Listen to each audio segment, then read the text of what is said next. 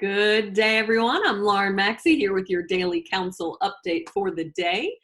Today, I wanted to touch base on a happy thing that we get to discuss with some of our clients. We oftentimes get the call, and some of our clients say, I want to start giving to my grandchildren.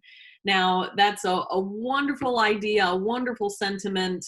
It's so much fun to be able to see the enjoyment of the gifts that you're giving.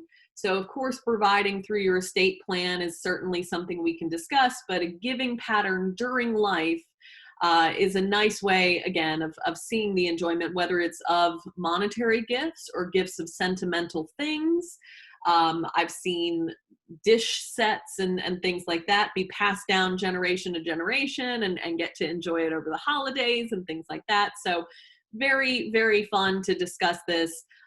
There are 5 key things that we like to review with clients and just make sure as we're engaging in this gifting pattern that everything is in the best interest of our clients, the ones that are doing the giving.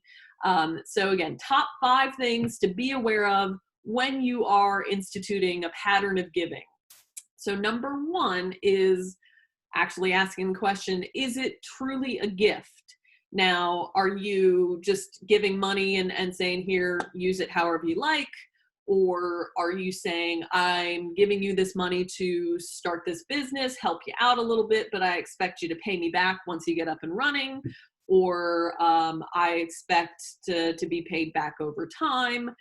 Is it a gift? Do you not expect anything back? Or are you expecting repayment at a certain point? Of course, if you're accepting repayment, that's not truly a gift, and we would want to put in a promissory note.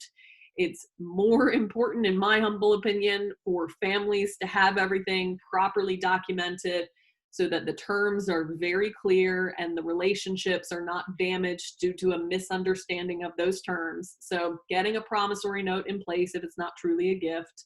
But that's kind of number 1 is it a gift? Because oftentimes we hear of a giving strategy where people expect it back at some point. So clarifying that.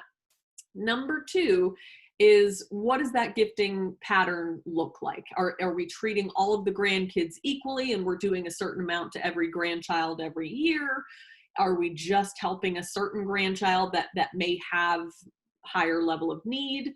So what does that look like? What is our giving pattern, and what can we expect to be spending on that? Which kind of leads me into point number 3 is being aware of taxes. Are we making a taxable gift? Now that is something, again, to discuss with the CPA. We talk about it with clients all the time, but you can give $15,000 as of 2020. You can give $15,000 a year. Now that number changes on occasion, depending on who's sitting in Congress and index for inflation. But as of 2020, you can give $15,000 a year, or you and your spouse can come together and give $30,000 a year without incurring a gift or estate tax.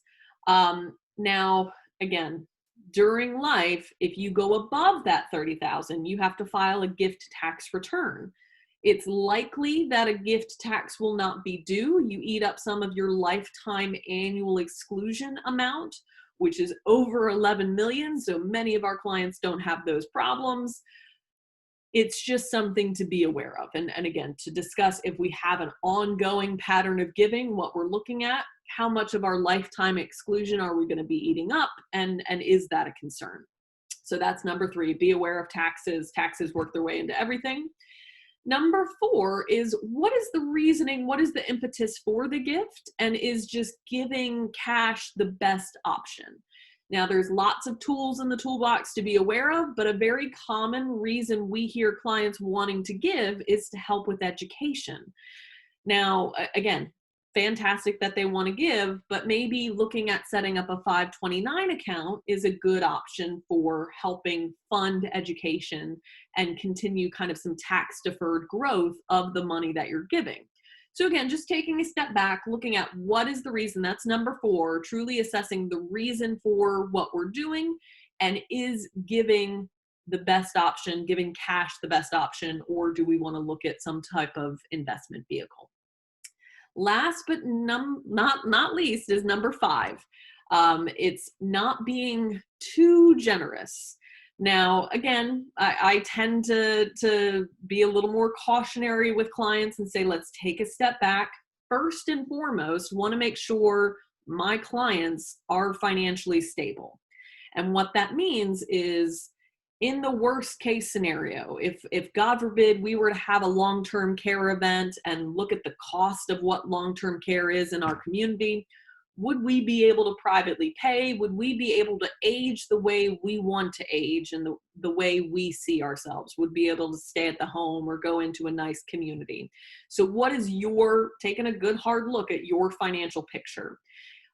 You don't want to give and have this pattern of giving only to turn around and need to have your children support you if God forbid you were to have a long-term care event. So that's, again, a hard discussion to have because we're so excited about giving, and I think it's a wonderful altruistic thing to be able to help family members. But again, taking a look at the home front, making sure we're taken care of. So is it really a gift? What are we doing across the board? Number two, are we treating everyone equally? What's that giving pattern look like? Three, looking at taxes. Four, what is the best investment vehicle for you? Is it a 529 or is it just straight giving? And then five is, or don't be too generous. Take care of yourself first. Look at the home front. I hope that helps. Again, it's a conversation we love to have with clients. If you or a loved one is looking at a pattern of giving, feel free to give us a call. It's a great way of asset protection in certain circumstances, of just get it out of your name. But again, differs for everyone. So give us a call. We're happy to touch base. That's it for today. I hope you all have a lovely rest of your day.